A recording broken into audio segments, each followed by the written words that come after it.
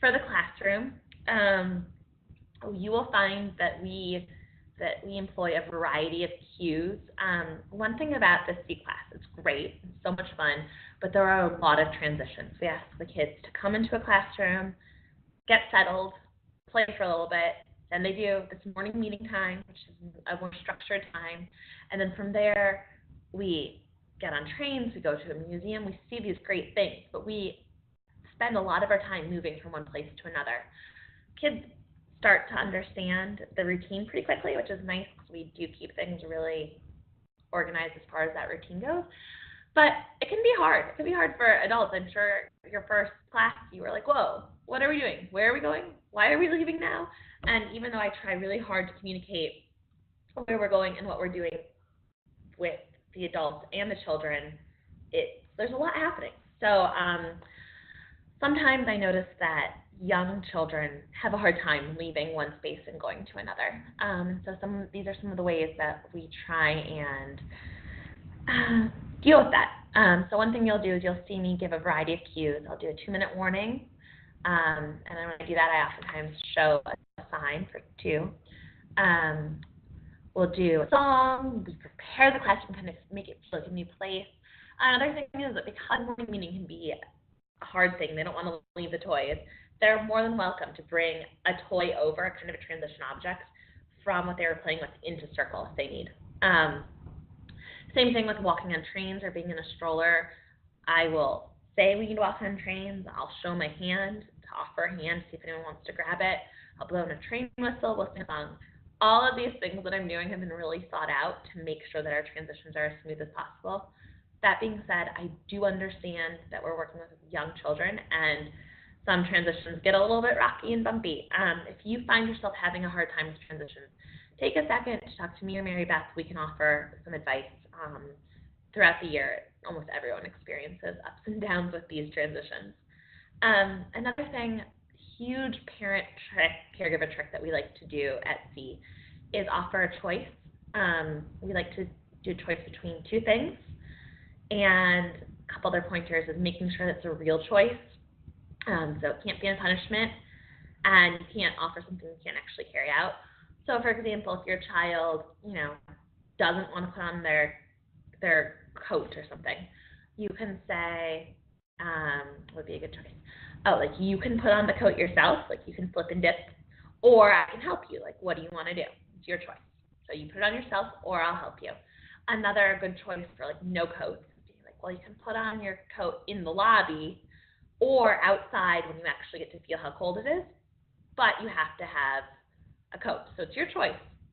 In the lobby or outside. You can be really creative about choices. You can say, if they don't want to walk somewhere, be like, well, let's hop like a bunny, or we can like slither like a snake.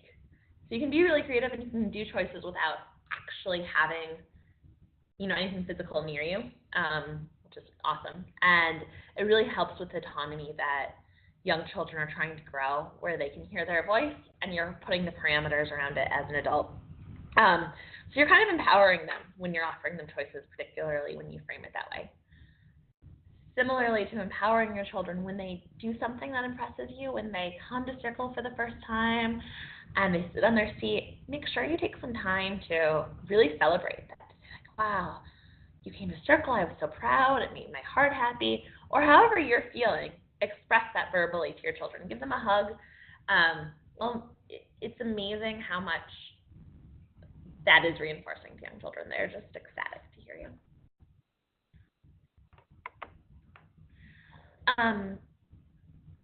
Other tips and tricks are when we have meltdowns, which are normal and they're actually really good. And in fact, a lot of children will start expressing their feelings more as their language develops more. So I oftentimes see these big emotional outbursts that parents and caregivers cringe about as a really great step developmentally. I'm like, yes, you are expressing your needs. You know how to express your needs. We might take how you're feeling and adapt it a little bit, but we are excited that you want to let me know how you feel. So with that in mind, one of the big things to remember when children are feeling something is to remember that their feelings are true and valid. For some children, it helps if you say, if you explain what about their behavior makes you think they're feeling a certain way. So, for example, I could say, I see that you're stomping your feet. When you stomp your feet, that makes me think that you're angry. Like, are you angry? Um, sometimes I like to have the children, if they're able to, label how they're feeling too. So that it's just another idea of making sure that they're valid. Like that I'm seeing their feelings as valid. That I'm not saying, oh, you know, you're not sad, and they're sobbing. Like, they're maybe sad. The other thing that I really want to try and do is make sure that we give the opportunity to work through their feelings. So however they're feeling is valid. And then I want to help them move on to being a little bit more functional in the classroom or in the group. And sometimes a good way to work through that is just a little bit of space. Like, we just need a moment to think about this.